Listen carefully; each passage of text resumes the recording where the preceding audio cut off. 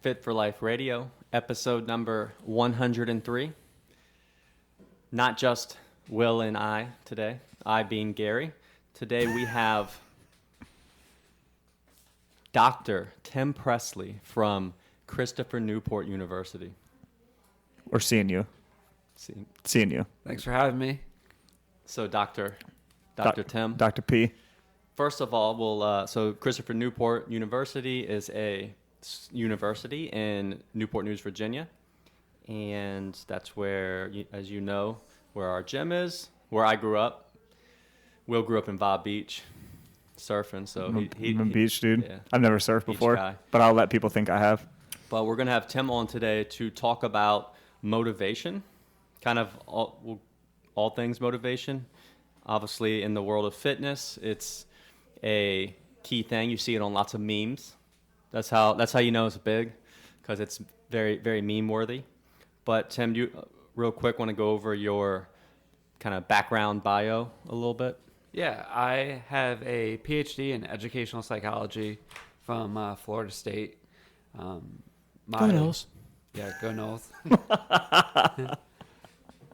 For research, I usually research teachers, but and part of that is motivation of teachers, and so that's kind of where the motivational aspect has come into play, and really focusing on self-efficacy. My dissertation talked about controlled value theory with teachers and their motivation to teach with standardized testing. But I've been at CNU this is my 7th year, and I am in the Department of Psychology, but then I also teach for our Master's in Teaching program as well. Mm. And you're about my age, right? How old are you? 34. 34? I'm 36. He's more my age. Tim's living my dream. He is. At one point, I was obsessed with Florida State University, like their football team, and then I was like, that's where I want to go to college. So there I was, dreaming big. We know what happened with you in college, man. I never did it. I went to Longwood, got suspended, ended up at ODU, and there's Tim, Tim, which is fine, right? Tim fulfilling my dream. And he's younger than you, man. I know. Tallahassee is a great college town, so you did miss out on that. Tallahassee. I was all about Warwick Dunn. You remember those days? Oh, yeah. Warwick Dunn, man. The good days. And then eventually, that was right around. Man, remember the national championship with them and Virginia Tech? Yeah, with Michael Vick. Man, that was a heavy hitter. That was some good stuff. And then you went to Texas Christian University? Yeah, TCU. For my undergrad and my master's. Nice. What's their mascot? The Frogs? Mm-hmm. The Horned Frogs. Not just any Not frog. just a frog. I don't know, man. So, all right, and that's cool. You know, like you said, your work's really with teachers, but being a fitness coach, trainer, it's almost identical to teaching. Yeah, you're just similar. handling adults That pay you. Yeah. Yeah, you're teaching us how to do the exercises, how to do nutrition. Yeah. So I see a lot of connection between teaching and elementary kids and teaching adults how to be healthy. Yeah. And really what spurred our motivation to do this podcast is I had a post about motivation, and it's almost, it is like a meme-worthy thing. And when we talk about it on the surface, a lot of times, people see motivation as one thing, which is like joy and excitement on this euphoric level to do something. Like a grand drive to do something. So people, when they don't wake up just, driven to go exercise and eat chicken breast, then they're like, man, I'm not motivated. I can't do this thing, right? And so, we'll talk about a lot of times how, hey, you don't need motivation, or don't search for motivation. Try to set up your habits and your actions to get you by and get you doing these things. But the reality is, and what Tim brought up to me at the gym, which I don't think we mentioned this. So Tim, we met. He's a client of ours at Coastal Strength and Fitness. How long have you been there? This is probably almost 5 years, I think. Yeah. Damn, it's been a while. Almost 6 years. Yeah. In the spring. Yeah. So he's, Damn, he's been there almost as long as me. Mm-hmm. He's ready. He's waiting. He's going to take your work hours. And my schedule. And he's like, damn, I'm sliding into that. I got an email with an application. I was like, this guy's a doctor. I got to hire him. I got to do it. Will's out. So anyways, and Tim kind of started telling me how I was wrong. Which is fine. It's good to be corrected by somebody who knows that more. I would appreciate, but also I was trying to sound smart and tell him, my reasons for throwing out you don't need motivation is a myth. But ultimately, yes. So in the sense of like this euphoric motivation of excitement every day, that kind of heightened sense. Yeah, it probably is somewhat of a myth, but the reality is motivation is something you can somewhat craft and does exist, and you do need, and is going to help you accomplish things that you want to do. So, Tim, where do you think is a good starting point to dive into with motivation? So I'd say one thing to remember with motivation is you're not going to be motivated just because you have like this powerful phrase or this motivational quote. Like, yeah, that's might make you feel good, but it's not actually going to impact your motivation at all. Like, it makes you feel warm and fuzzy inside, and but it's not going to impact your motivation. We also want to remember that motivation is just more than just like intrinsic and extrinsic, which is something that often people feel like, oh, I'm either intrinsically motivated to do this or I need to have something, which would be extrinsic. It's very much a spectrum, and most of the time we all fall in the middle of that. Beyond those main aspects, it's important to remember that there's other factors that are going into our motivation, whether that's our environment or how much our previous experiences and our self-efficacy, which is our thoughts on our ability to have success, are all going to play a role in how motivated we are and how likely we are to actually hit our goal. Mm-hmm. And I think, especially for our listener, our most common listener, so yeah, that background on your phone that says, today is your opportunity to build the tomorrow you want. That's not all you need? No. That is not going to... What about push yourself because no one else is going to do it for you? No. Okay. So... Do you have any more? I Googled it. I have a lot. We could just go through that today. We've all been through that phase, I feel like. So I think a good place to start that you touched on, especially, in health and fitness, and, most people at some point have tried it and it didn't work. So... You said environment, and you said past experiences, right? Go over a little about how those are going to shape people's, and for the most part, we know most people struggle with motivation to exercise and eat better. So you had mentioned a little earlier about that past experience. Let's dive into that one a little and how, that can shape things. So your past experience is going to influence your self-efficacy, which is going to be, self-efficacy is your thoughts on your ability to be successful, and it's going to be domain-based. So you're going to have a self-efficacy for every different aspect of your life. For my research, it focuses on teacher self-efficacy, like their thoughts on ability to be a good teacher. But you could think about it for a health and nutrition. Do they have a high self-efficacy to go through a workout or continue with a nutritional plan? And that's going to be influenced of how has it gone in the past. Yeah.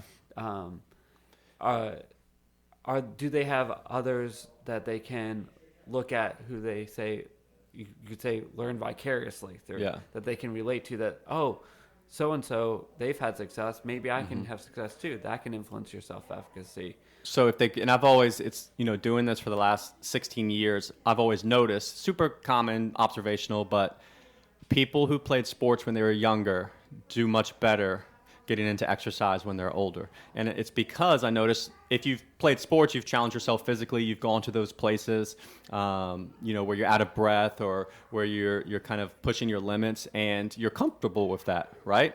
People who haven't had that past experience, they tend to struggle with getting into fitness and have a lot of self-doubt and worry and fear. Another thing that you said too could be maybe your parents, right? If you've seen people succeed, this was their lifestyle, then this works. What's this possible? Is something you can do. So yeah, if you didn't have a extremely athletic background, didn't have parents involved in this stuff, yeah, you're probably then starting from a place of kind of a hole to dig out of almost, right? Yeah, and when you have a high self-efficacy, you're more likely to take on more challenges, and you're more likely to persist through those challenges because challenges are going to be hard, and you're going to find yourself going at an uphill battle kind of at times. Yeah. And the higher your self-efficacy, the more likely you are to persist through that. Whereas the lower self-efficacy, you're more likely to give up or kind of fall into like a helplessness of it. Of, well, I can't do it. I'll never get fit. I'll never be able to lift this weight. And so that's where self-efficacy can really play a role in someone's mindset of working out and getting healthy. Other aspects that are going to play a role with this self-efficacy is the verbal persuasion they're hearing from others. And I think as coaches, you all play a major role in that aspect as well, where you can step in and when you see someone struggling and say, hey, like, here are the little successes that you've had that might boost the efficacy just a little bit that can keep the person going. Yeah, so would you say that's like the easy or logical way, if you have low self-efficacy, to build that up is by creating small wins? Yeah, so the main factors that are going to influence efficacy are the past experience, the verbal persuasion, so having someone, especially someone that you look up to or you feel is very knowledgeable in that area, give you that positive feedback. The verbal persuasion, or I said verbal persuasion, the vicarious learning, seeing others who you relate to, so is going to impact your efficacy. So if I see another just kind of average Joe out there having success at working out or lifting a weight, I can say to myself, if they can do it, I can do it. Whereas if someone like, if I watched Matt Frazier, the 5-time fittest man on earth, do it, I'm like, I can never do that. Yeah, I can't do that because I can't relate to him. He works out multiple times a day and is just an absolute beast. That's not going to really impact my efficacy. Whereas if someone who I look at, okay, we're very similar stature and yeah. So just like if someone has 100 pounds to lose, and they don't see anyone that has that same starting point or struggle, they're less likely to get involved with that gym or that program or we see that at the gym. When we have new people in, like they'll look out, like we do strategy sessions in our office and they can see what's going on in the gym and who's out there, and there's so many times that people will be like, oh, that person looks like me, like, because people are worried that when they come to our gym that maybe it's a bunch of 20-year-olds that are fit and lean and dropping weights, their shirts are off, things like that. But then they look out and they're like, oh, like there's another 55-year-old lady out there or multiple, and they're doing it, and it makes them feel a lot more comfortable and like it's something they can actually achieve. And just knowing that a lot of times, thinking back on my experiences in gym, like first time you go to a gym, like you don't want to be that person who doesn't know what they're doing. Yeah. And you don't want to look like an idiot with the machines. Whereas that if you can see someone else who is trying to figure it out too, or you have a coach who can step in, that can really make a difference with someone's efficacy. And if they're willing to keep going through the process of showing up and working out. Yeah. It's interesting because, even as we dive in this a little, you see and I say this not to like, brag on Coastal Strength and Fitness, but I've been in the fitness industry. I worked at Globo gyms. I was a trainer. I've had 24-hour gyms, personal trainer, now group training like this. You see why. And so most people say you go to Planet Fitness, Globo gym, it just doesn't work for 90% of people. And you see the missing pieces. Like, they have the equipment.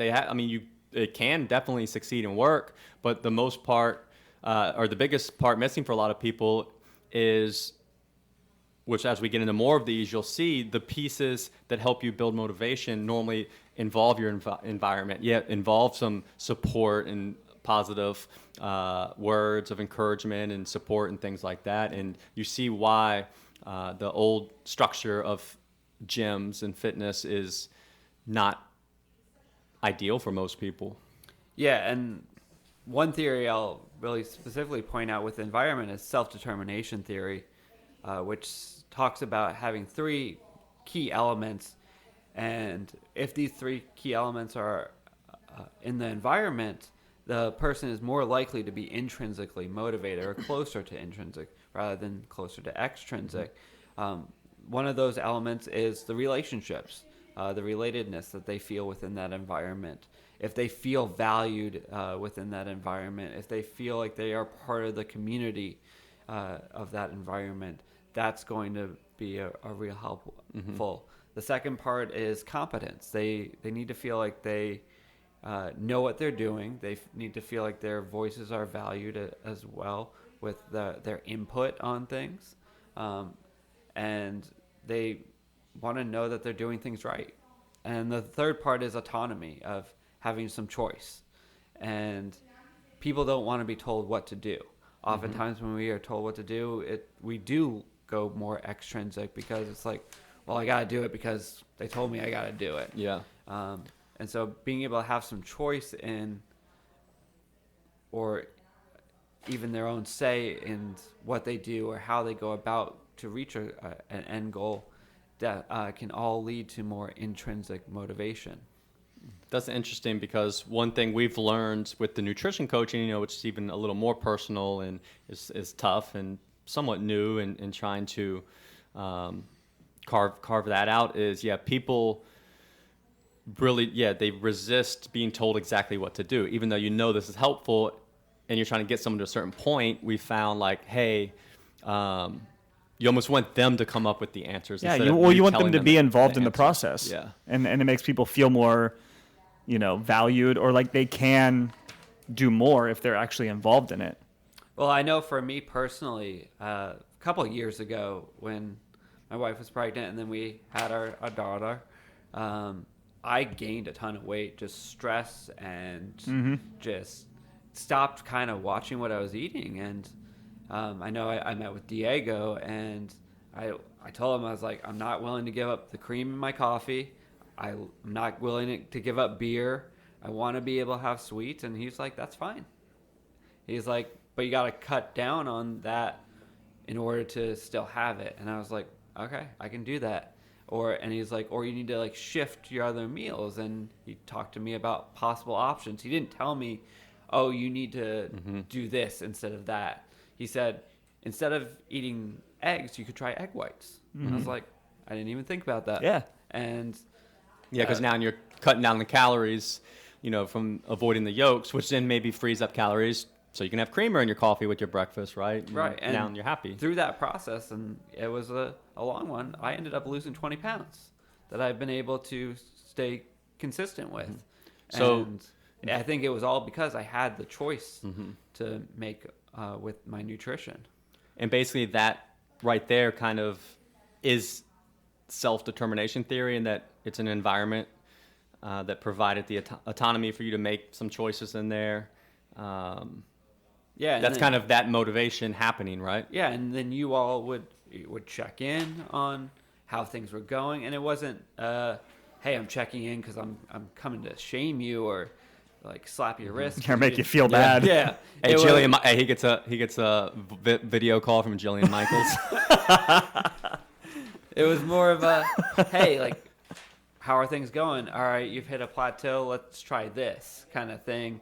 And it was more encouraging, which also hits on that relationship part. And I mean, even also just coming to the gym and the building the relationships that way as well. It's interesting because a lot of people, when they originally reach out, especially a nutrition coach and ones from all over, everyone always says, just tell me what to do, And the reality is like, well, yeah, I could tell you what to do and give you a meal plan. But it's not going to work. It's not going to work. Like, I've seen it hundreds and hundreds of times. It's not going to get done, or what I would do is different from what you would do, and people don't want to kind of like go through the process,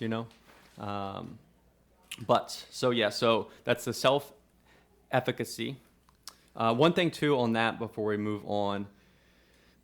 So a part of that was, the past experiences. So one common one for a lot of people, specifically with fitness, is they failed a bunch, right? So that's definitely going to squash your motivation. Almost each time, almost each year, each cycle, it grinds you down. This pattern of crushing your motivation, and because you're not succeeding, right? Right, and that's just every time you have those failures, your efficacy is just gonna get lower and lower, and eventually you'll fall into that helplessness aspect of I'll never do this. Essentially, I'll never get a six-pack. Yeah.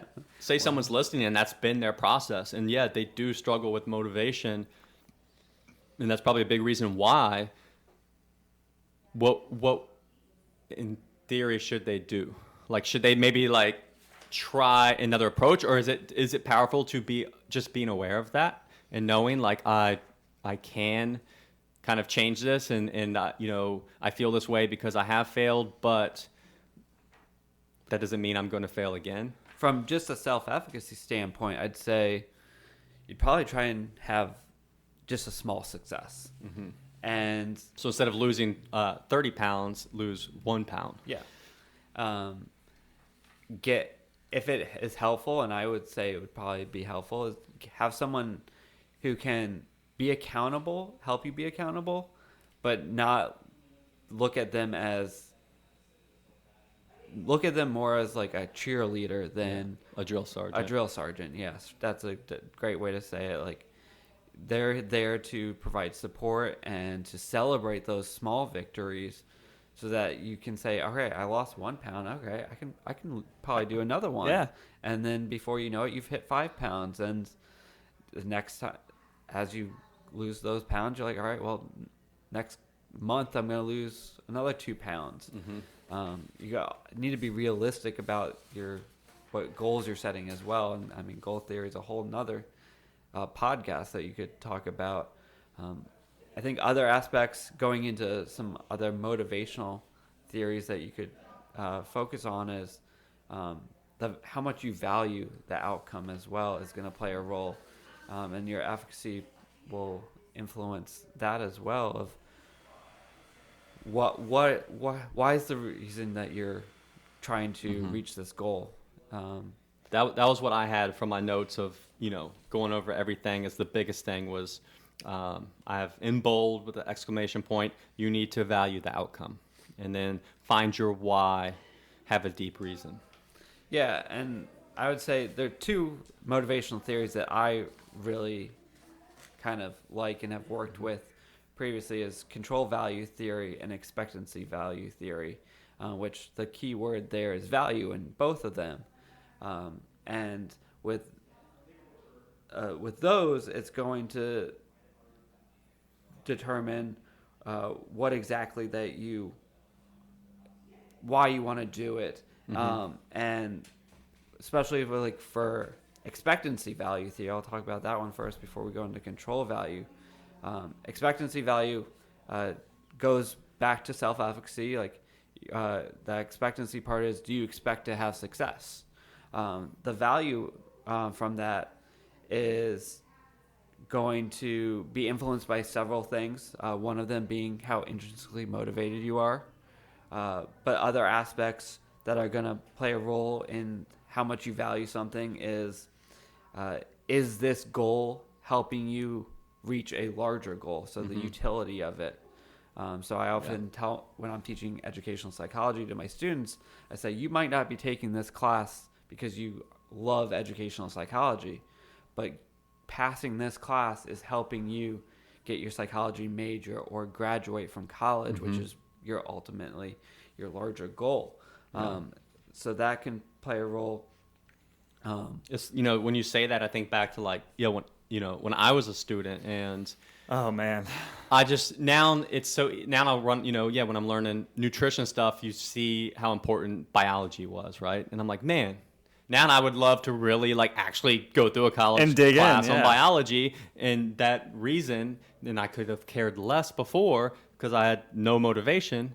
But the reality is now the way I feel that way because I have a high expectancy value ultimately, right? Right.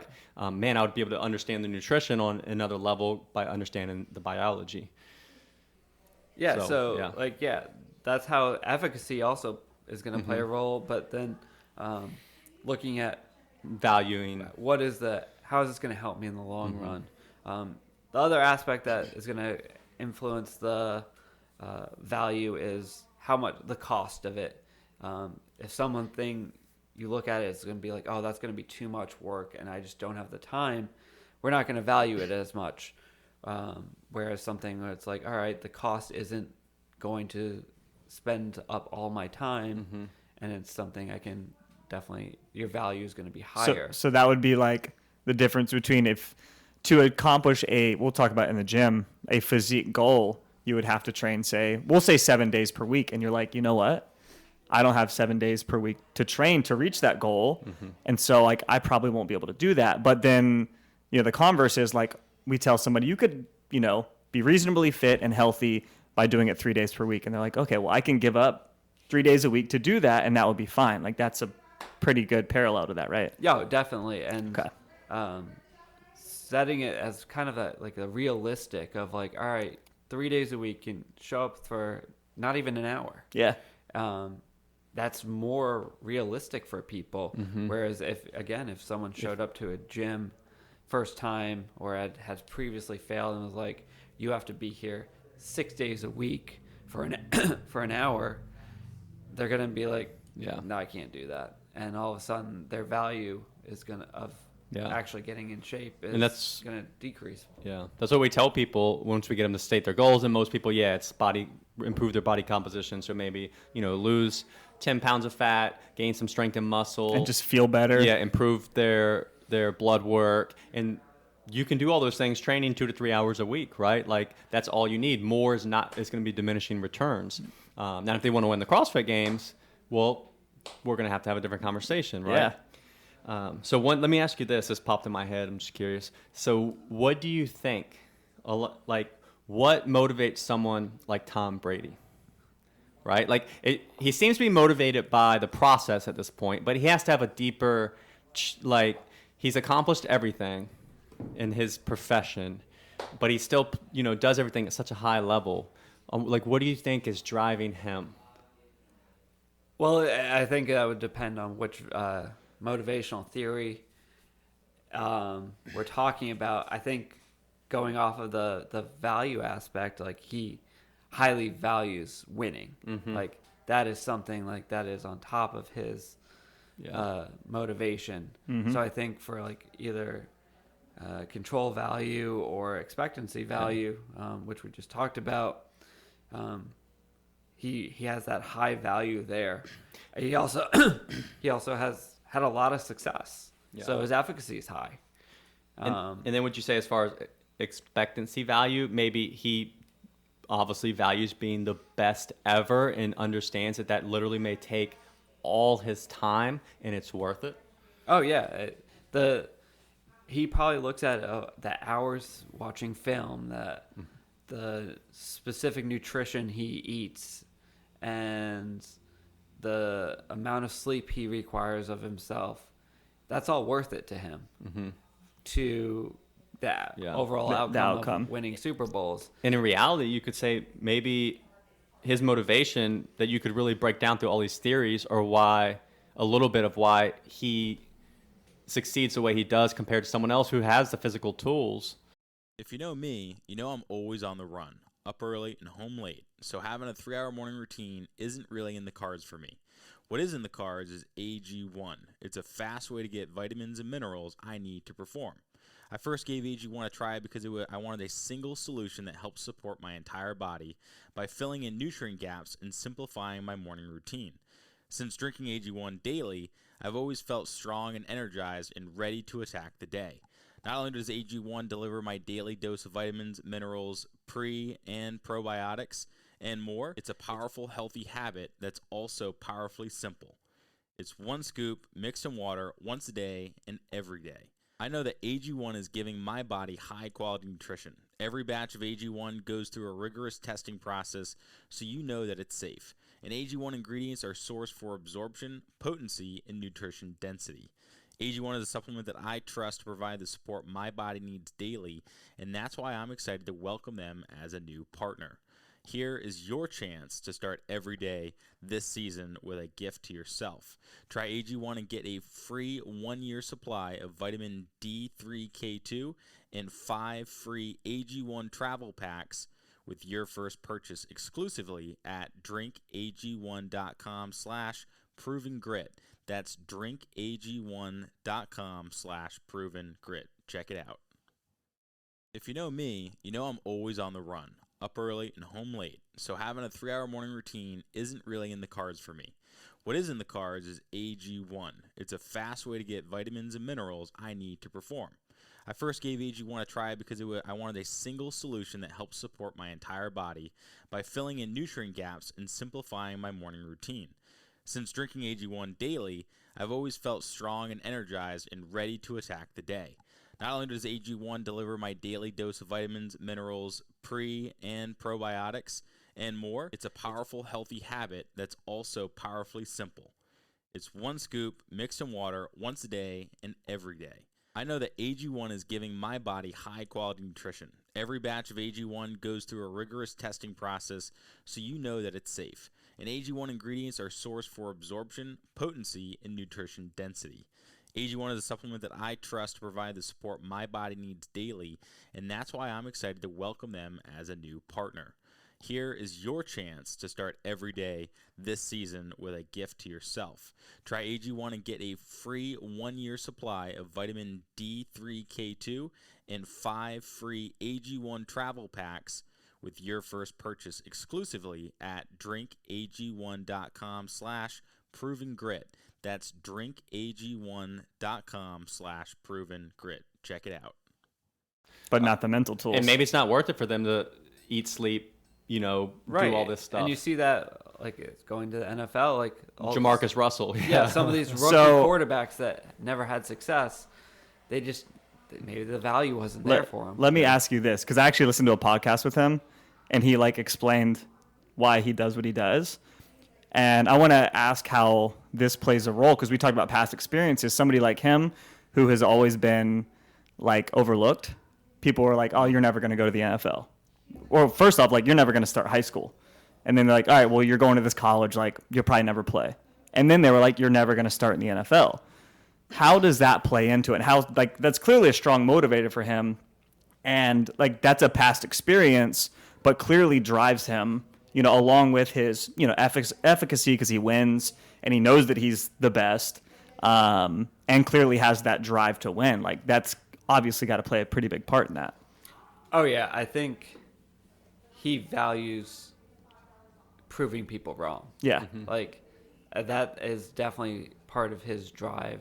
Oh, I can absolutely see that. To the point, do you think he maybe even sometimes creates stories? I think I saw a segment on this. I think so, because based off some of the interviews, where he'll almost blow things up bigger than they are to almost create a chip that he can then. I mean, that would be motivated off of. I don't think it's crazy to think that. Yeah. Yeah. I know for whatever me, it takes. Not at Tom Brady's level, but if I get a rejection for a journal article, mm-hmm. I had this chip of well, I'm going to show this journal because I'm going to get this published somewhere. Mm-hmm. You said it's trash, you don't want to publish it, that's fine, but I'm going to take it to another journal and I'm going to get it published eventually.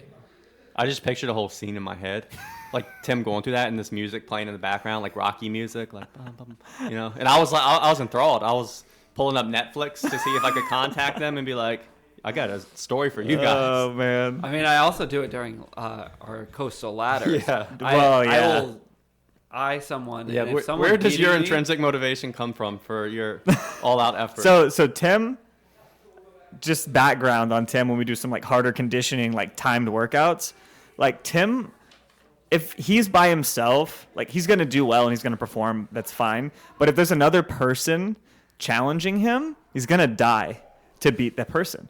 Like that's just what he has and like what he's always done. And I've seen him come close to the brink of death to win, you know? And I think, you know, that does, I'm sure that carries over to other aspects of life. Not that you're going to, you know, try to die to publish an article, but the effort required for that probably is largely the same. Oh yeah. I will watch how far people are behind me on ladders or how much I'm gaining on someone and be calculating, all right, how do I have enough time to pass them or do I have enough time to hold them off? Mm-hmm. And how fast do I need to go? Can I win? Is there even a possibility of me winning? And for you, like, it might be worth the work and you're like, I'm going to do this. Now we know how to take them to the next level though. We need to Google some different like journals, you know? And so when he's deep and we'll be like, this is why you're not in Business Weekly yet. This is why you're not in Sports Illustrated. Oh God! And he'll just kick it into another gear. We got to treat him like Tom Brady. Hey, every time he runs by, just throw a journal at him. Like, hey, they didn't want you. They didn't want you. 2 years from now, though, he's in all the big journals, publishing studies. Hey, he's turning us down for the podcast. He's like, nah, I can't do it. I'm gonna be on for you guys. Yeah. He's like, yeah, I'll come on, and then we get like a memo with a bill. An invoice. So, all right. So between control value theory, expectancy value theory, so the value part is big to you, important. Oh yeah, and I think that's a driving force with anyone's motivation is how much do you value the end goal. I guess we can go into control value theory. Yeah. Which really focuses on, instead of your expectation, it's how much control do you feel you have with either a future outcome or a past outcome or a current activity. This is my jam. This is Gary. Gary is literally control value theory. And so for your control, it's either, for the most part, for the future or past events, you either had positive control or a negative control. So either high control or no control. And, or I should say, value aspect. You had positive value or negative value. And then for the control, you had high, medium, or low control. And those are then associated with a emotion. So if I was looking at a forward outcome that I felt I had a positive value or a high value for, and had a high control, the theory says I will have anticipatory joy. Whereas if I had positive value but low control, I'm going to feel hopelessness with it. So you can see how that control aspect really impacts how we feel about how likely an outcome is. Mm-hmm. That's how I feel with Rogaine.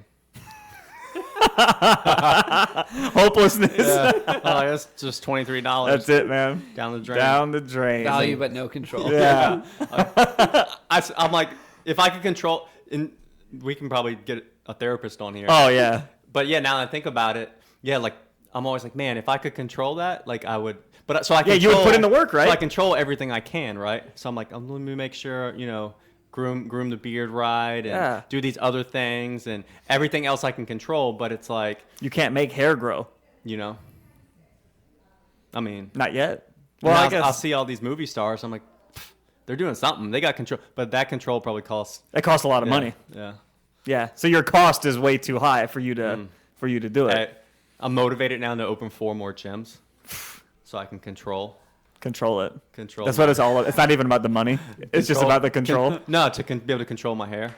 I'm like, I need the movie stars. This is how much it costs. Nah. You get really good at acting. Land a big movie gig just for the hair. Oh, man. That's what it's all about. It's funny, but you actually, it's crazy because you see all these theories, how they do play out. You just don't realize it for most people. Yeah. Oh, yeah. I mean, because you don't hear about control value talked about on your motivational part. Yeah. No. We just, here's what we get. Come on, bring it up. Let's pull 2 more up. Bring it up. We need to hear it. We get, so instead of control value theory, the best way to predict the future is to create it. What's that even mean? Success is the sum of small efforts repeated day in and day out. I mean, that's true, though. That kind of ties in. That's all right. That's okay. You need I need like a beast mode one. Success motivational quotes. Did I say this one already? Obstacles are what you see when you take your eye off the goal. Who thinks of shit like this? Oh, God. Oh, this is a good one. This might be top 5. Work hard in silence. Let success make the noise. Oh, my God. That's along the lines of like the people who talk about like lions and wolves and sheep and good you know what the best God. thing is though that's going on right now? And did you see the Dwayne "The Rock" Johnson rap song? Yeah. I missed that one. You didn't see it? It's exactly what you would hope and expect it to be. It's very corny. But then like all these young kids basically, they know every like 40-year-old, 50-year-old guy, like that's their hero. Mm-hmm. So they start making all these TikToks and videos kind of like, so there's one where like when your dad hears, the Rock song comes on and like they had in the shot was a guy like bench pressing and obviously 2 people on the outside were holding the weight so that he could do like 90 million reps, of like 315. And, and the song's playing in the background. Right. So everyone's just like spoofing like, how it just fires all those guys up. That's smart though. But The Rock, man. He's just because he can, and he's like Tom Brady. He's just like, I win and I'm the best, so I'm going to keep doing this. You might as well rap. So back on track. There's no such thing. When people, so we'll take it back to, how people feel, what they relate to, and that, I'm going to start. Okay, here's a good one. I'm going to start when I'm motivated. That's never going to happen. Like, your motivation isn't going to just pop it up one day. Like, there might be a factor in life that might kind of push you to get healthy. Like, maybe you have a good friend who has a health scare, or you personally have a health scare. Like, that might push you to, like, actually take action. But to hit your end goal, you're going to have all these other factors that we've talked about. Not just that one single incident. It's got to be a little bit more. So it's interesting. So this is going to be super observational, super generic, but still, these are the most common things I see. Being in this industry the last 16 years, I always noticed women will sign up. They're more motivated to sign up for gyms and training. And between the ages of, 20 all the way up. I feel like part of that's because, especially from a society standpoint, women's image has always been more, it's important, So then there's the, how you look and feel and exercising can help fix that. And then with guys, I always noticed like 80% of the guys, they always sign up for training or something like that when something like either they have a heart attack or their dad has a heart attack or they have a grandchild, right? Yeah. So most guys will start when they're like 50, when something major like that has happened, right? And if you see, so those are probably those motivations are very highly dependent on almost like environmental reasons, right? Like, more like societal. Yeah, things. societal, or it's interesting. But it's most likely not gonna be an extended motivation. Mm-hmm. Yeah, and that's why you got to hit do it on these other aspects of, and you could think about it from that value standpoint of, all right, I had a grandkid, or I had a health scare, or my friend had a health scare. All right, all of a sudden they value health more. They want to see that grandchild grow up and graduate high school. So it kind of ties into that aspect. But then you're going to have to take in, whether it's control or expectancy, you're going to have to take in that other side of the factor, because just having the value there isn't enough to keep them going to the end goal. And then especially when you're talking about something where a lot of the outcome is a delayed gratification, right? Like a lot of the benefits come way down the road, which then I guess comes into the expectancy value theory, right? Where you might not value the outcome because you don't even really know what it is because you haven't experienced it yet. Yeah. And it's definitely going to be a delayed one. And I think that's hard for people. We're in a society where we want instant gratification. Yeah. Well, even think about you, for example, right? Like you said, when you went through, having your first kid and all those life changes and different responsibilities, and you gained weight, right? And then you knew you wanted to lose that weight because probably, I need to be healthy and keep things in check, and this helps that happen. But then to keep doing that over the next 30 years, you need a lot of motivation because nothing drastic is going to happen. It's really sustaining what you've been able to do. So creating the value through, I'm going to support a family and be here for them and their kids. And I'm sure that's all reasons, right? Oh, yeah, definitely. And, I mean, you're going to have ups and downs in life. Like, there have been, even since losing that weight, there have been times where I've gone up a few pounds because, like, Halloween season right now, like, eating my daughter's candy. She's 2. She's not going to eat it. Side note. What's the first one you grab? What do you reach for? Twix. Oh, okay. Diego? Him and Diego. You and Diego? I go for a Twix. I'm not faulting you on Twix. It's that and then gummy bears. Hey, what if he said gummy bears? Hey, what if he says circus peanuts? Stop now.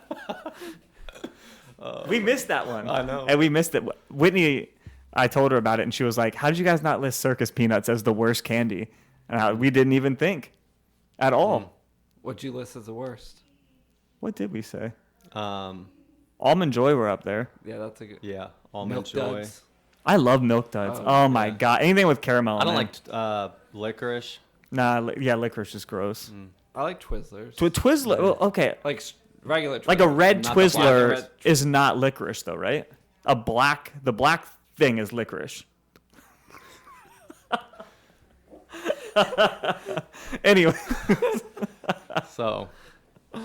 Oh, man. All right, to get back on track. Yeah. Halloween candy. like you're saying, Tim, and that's the other thing. It's always. Right, and so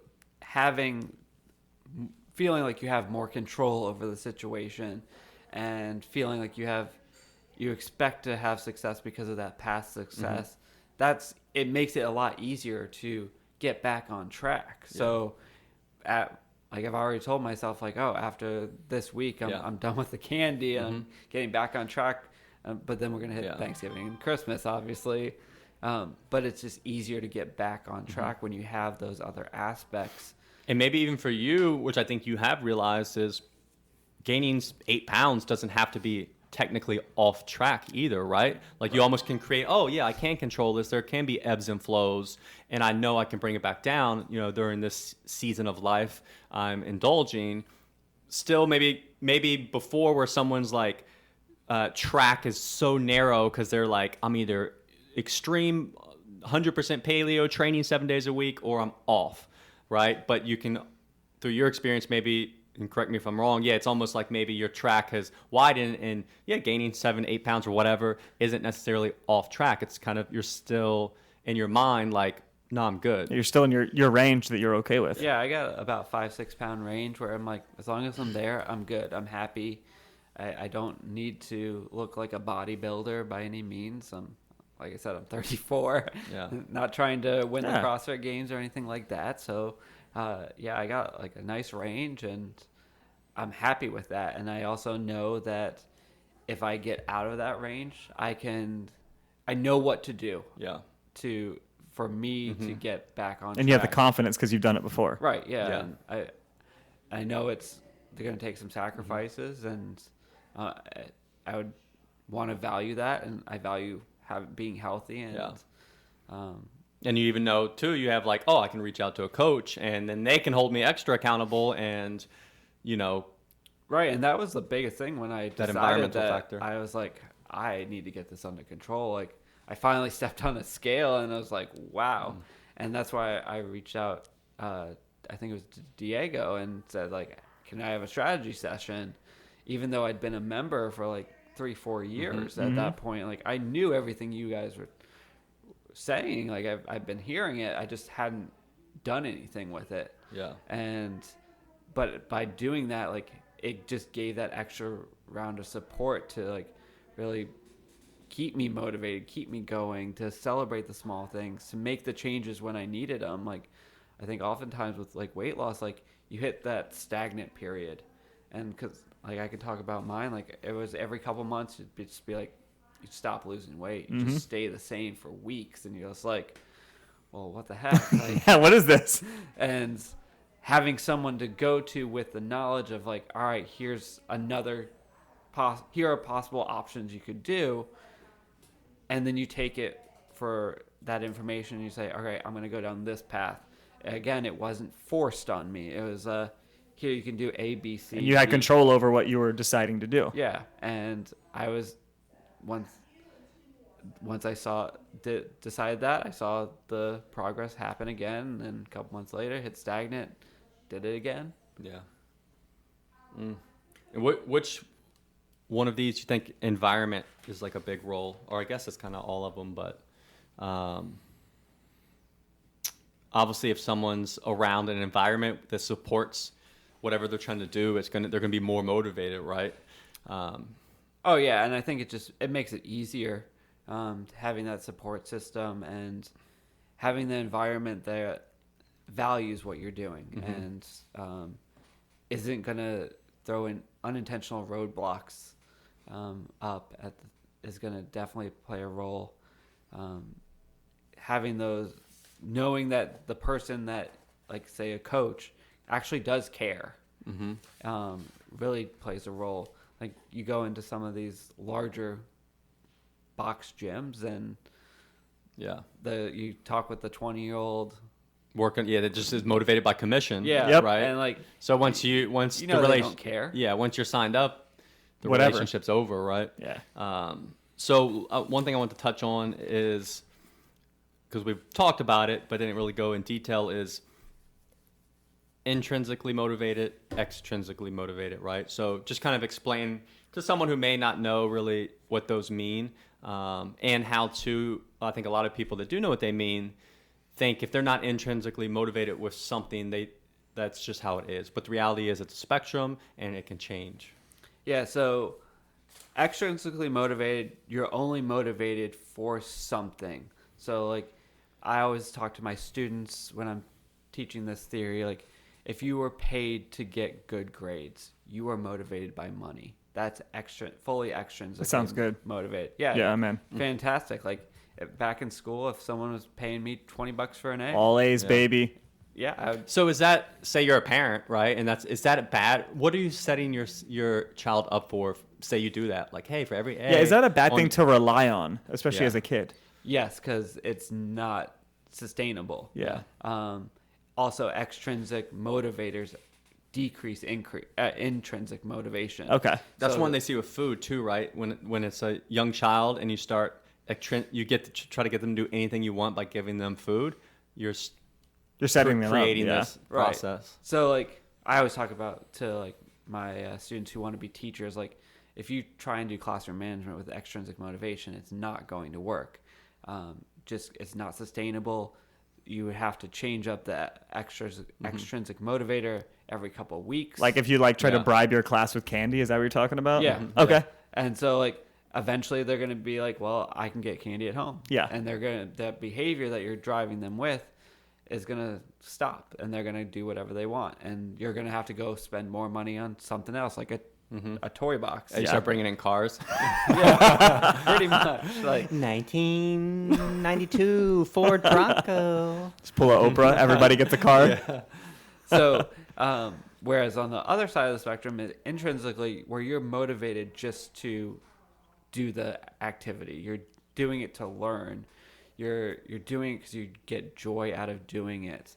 I always talk to my students like it's very hard to be fully intrinsically motivated, and I don't think the only time I've been is when I was getting my Ph.D. Because as long as you're passing the classes. Yeah. And you're good. You're good. Like, if you asked me what my GPA in grad school was, I don't know. I never looked. I would check to make sure I passed my classes the night before the next semester and sign up for my classes. Like, that's just how grad school works. Like, programs are much different than undergrad. But I was in there to learn the material. And because I knew it was going to help me in the long run. Do you think, I'm going to interrupt you. That was intrinsic. Intrinsic, because there's nothing dangling at the other end. No grade was motivating me, no money or anything like that. So to get into college... But knowing you needed the information down the road, couldn't that be extrinsic? It was more of... It was... But no, you're there in that class to learn. To learn, stuff. yeah. And, Like, I wanted to learn the material so that I knew it. And... Do you think it's I guess harmful is the wrong word, but for like up through high school, like, you know, especially in high school, like your GPA matters. Do you feel like it's not the best thing that people are so focused on that and less on learning material? Like, is that harmful to people? It definitely hinders the intrinsic motivation. Yeah. And even in college, and I talk to my students, you're not fully extrinsic with, if you're all right, like I want to do well for grades, you kind of fall in that middle. Yeah. There are a couple different aspects that fall between intrinsic and extrinsic, but you're not fully intrinsic. You're motivated to do well, to get a good GPA, to get to med school or whatever. Yeah. So in high school, you're motivated to do well, to get into a good college, and so. You're not extrinsic, but you're not intrinsic either. And I say that because I was the type of person that, like, I test very well. I could retain knowledge pretty well, like, you know, in a short period of time. I feel like I did pretty well with that. Like, just long enough to take a test and get a good grade. And didn't learn so that your parents wouldn't be damn thing after that, and didn't really retain a whole lot. And I feel like that actually hindered me a lot, you know, down the road of, you know, like when I got to college and things like that, of just not retaining all this stuff I should have known, because like all I cared about was getting a good grade, and that was it, and not actually learning the material. And I'm not expecting a high school student to be like, I want to learn about everything, but it was just kind of a mismatch for me that I think definitely hindered me a lot. Well, that's kind of the thing in the school system now, right? With especially the younger grades and the SOL testing. Is then now it's like the teachers are just, I need to get my students to pass these tests. And then the kids are like, I just have to pass this test. And then everyone's stressed about that, and they're not actually learning actual material. Yeah, and it's creating a bunch of issues, right? Like they're not learning, and the teachers are stressed. And so what's the point? Even why are we doing this? Whereas like you were saying you didn't really like to learn, but now I know you love listening to podcasts to learn stuff. Yeah. You're more intrinsically motivated now. And I've learned more, you know, the past 7 years than I had in my entire life leading up to then. And just because I was interested in it and not because I was told I had to do it. Right. So like podcasts is one way that it does kind of push people to be more intrinsically motivated, if you kind of think about it in that sense of you're listening to them because you're not taking a test or you're just choosing to learn. On that you just want to learn something. That's very true. Yeah, it's tough too because it's like the fine line of information and entertainment, you know, and then deciphering between that. But one thing that ran through my head that's funny is this is how well my wife knows me. She won't give me credit for like cooking majority of the meals, you know, throughout the year, because she knows that I guess I'd be intrinsically motivated I would do those things anyways because I want to be in control, right? So like whenever I try to throw it back, like I straighten up, keep and I cook dinner every night, trying to get credit. But she's like okay, nah, that doesn't count because you're just a weirdo and want to be in control and like to have things. Yeah, that's the only reason you do it. Yeah, and visually clutter free, so I don't get credit for it. But she ultimately just knows my motivation. Yeah, you're intrinsically motivated to my control value theory. I told you that's who you are, man. Yep. I mean, you could really dial down into some of the brain science, I guess, of why people with ADHD and all these other things, because maybe our brain will latch on to some of these theories kind of subconsciously. Yeah, and these are just 3, I guess. Efficacy is a theory as well. 4 motivational theories. There's tons of other theories out there. He knew we kind of handled the others. He's like, I'm just hitting. He just gave us. Well, there's some that are very straightforward, like drive theory is like, I want that, so I'm gonna do what I need to do. To get that. Like so. That's easy. That's one of the first motivational theories out there. Like I want to eat, so I'm gonna cook this food. Mm-hmm. Yeah. Boom, baby. That's drive theory right there. Could you imagine taking that? I'm basically a PhD. Yeah. So. Tim he's saving the good stuff for the journals. Yeah. He's like, I'll just do this stuff for Fit for Life Radio. No, I felt like these were probably the most important. Like when I thought about my experiences, especially at Coastal, like those are the ones that have played a role in my experience. Yeah. I mean, like you can have, like I said, a whole episode just on like goal theory and all the different types of goals out there. Yeah, that's a good one, even separate from motivation. Yeah, goals are definitely a whole nother deal. From motivation. Well, yeah, it is part of it, but that's part of it, but almost would need its own separate thing because part just 2. how they're viewed. Part 2. Yeah, part 2. Because a lot of people without a goal aren't gonna be able to have any motivation or create their value or self-efficacy or anything like that. It's interesting. Now, I don't think I'm very goal. I don't know. Maybe we should get into this. I don't need. You know how like some people always have to have a goal. Yeah. Are you like? What does that like? No. Get you excited? Not really. See, I'm more, I guess, process versus goal. But maybe that's would probably be closer to an extrinsic. Yeah. And it depends on the type of goal that there is. There's like social goals or like there's intrinsic and extrinsic goals specifically. Like so like if somebody enjoys like I think both of us, I've really over the past couple of years like kind of I guess slid over more to enjoying the process of a lot of things and just the day-to-day and doing it and maybe the long-term value of it. But like for working out, I don't need like a lofty goal of like I'm gonna bench press 400 pounds. Like I don't need that. I guess part of that though would come back to some of these theories, right? To where maybe you tried to do it and it took a lot of time and effort and it's not worth it. And then all of a sudden, well, what's going to happen when I bench press 400 pounds? Well, I'm not competing, so I'm not winning anything. Yeah. There's also the cost of possible injury. Yeah. Yeah. No one that loves me is going to care, right? And then all of a sudden, now it's not. Or maybe like my outcome is just to be fit. And able to do everything that I want to do, and that's good enough for me. Yeah. So maybe that is my goal to be, and I'm there, and I'm cool maintaining it. Whereas all of a sudden your goal could shift to being, well, I want to be able to bench press 185 pounds for the next 40 years, right? Which means you're functioning in that movement pattern. It means you're pain free, and all of a sudden that's more valuable than bench pressing 400 pounds. Yeah.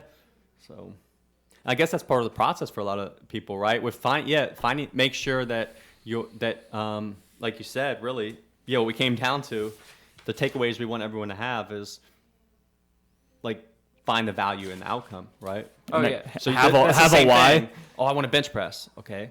400 pounds once or 200 pounds for the rest of your life, right? And now answering those questions helps you find value, which then you get that good reason and it motivates you. And you'd also ask like, well, what's your experience with bench pressing? True. And lifting that weight? Like, have you ever done it before? Yeah. How much do you currently do? Like, I want a girlfriend.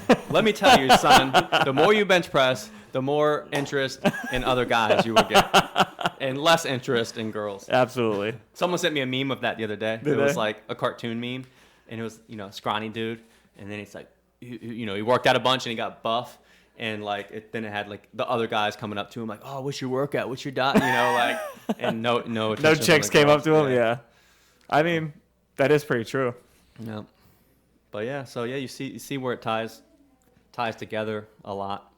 Yeah, and I think also people need to remember, like, these theories that we've talked about, they're not just by themselves. Like, you can kind of see that there's a lot of overlap. There's a lot of overlap. And so motivation, there's lots of aspects that go into It's kind of like motivation. when we tell people to eat better, right? Yeah. Eating better is not just eating apples and chicken. Yeah, there's breast. so many it's also corners like, to it.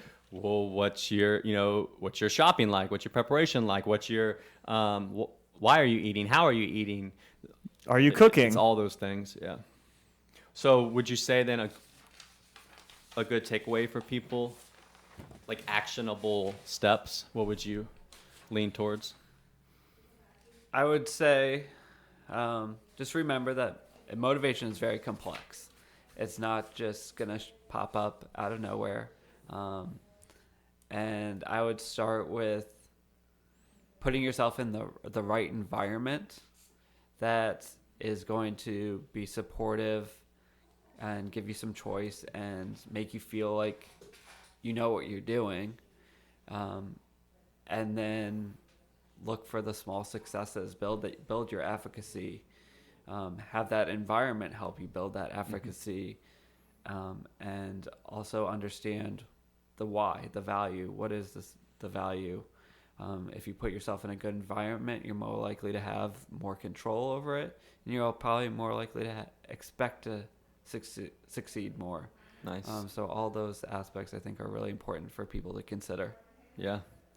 I think he just summed up the entire podcast in 35 seconds. Like he's some kind of doctor. I know. It's like he does this all the time. If these journals are listening, they don't know what we got you, baby. We'll tag them. Because you know what I do when I read a study or go in a journal? I scroll to the summary. Hey, so do I. Like, I'm not reading all this. I mean, so do I. Yeah. Tell me in the summary. I don't need to know the method, man. So we need people who can make good summaries. This is your guy. Like Professor Tim. Like they say when you know something like very Dr. well, Tim.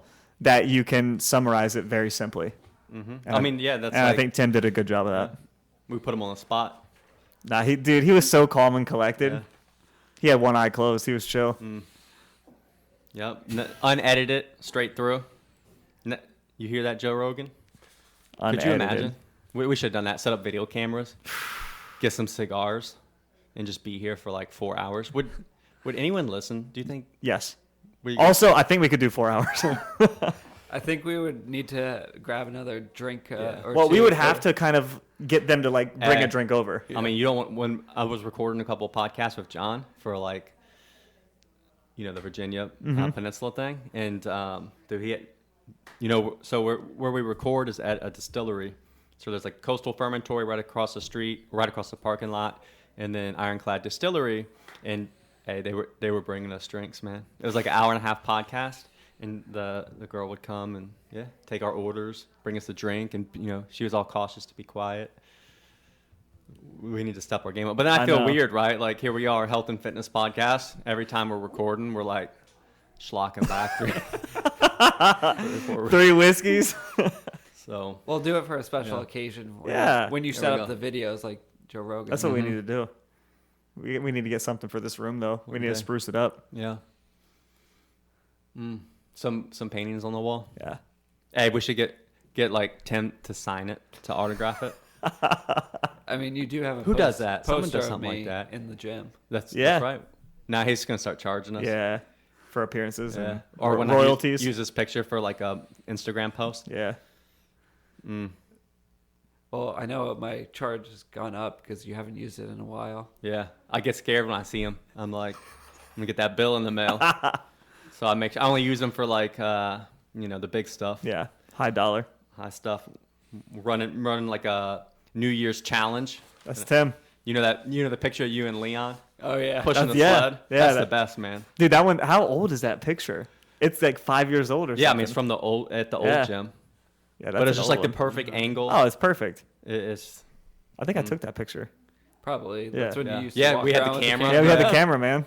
when we didn't know anything, remember? And we would realize we got really good pictures when we took them facing the wall. But now I know it's because of the light was The coming lighting, in behind yeah. it. So, Sometimes you just don't know. all right, well, that's that. Let's wrap it up. Tim already summarized it, so we're good. We hope you find a lot of nuggets in there. I think it'll be helpful for a lot of people because it's one of the most common things that people kind of just say without even knowing really what they're saying. Yeah, what it even is. or needing. So hopefully it helps something click dawn on you. Dawn on you, Can dawn for you? if you want. Dawn. if that's what you're into. So yeah, let us know. Maybe we'll have a English professor on next. So Do we know any of those? I don't know. I'll hook you guys Yeah. up. There we Well, go. my wife, Yeah. her mom's like a librarian. and Librarian. used to be a English teacher and stuff. So she'll always like message me, Tell you something's wrong. let me know about typos. Your grammar. Yeah. But all right, 103. Tim, you good? Got anything to say? No, I appreciate you guys having me. Yeah, dude, thanks for It's been coming fun. on. Cool. We'll talk to you guys later. Holler. As always, thanks for listening, guys. If you want to learn more, check us out at coastalfitnessva.com or garydeagle.com. We'll see you next time.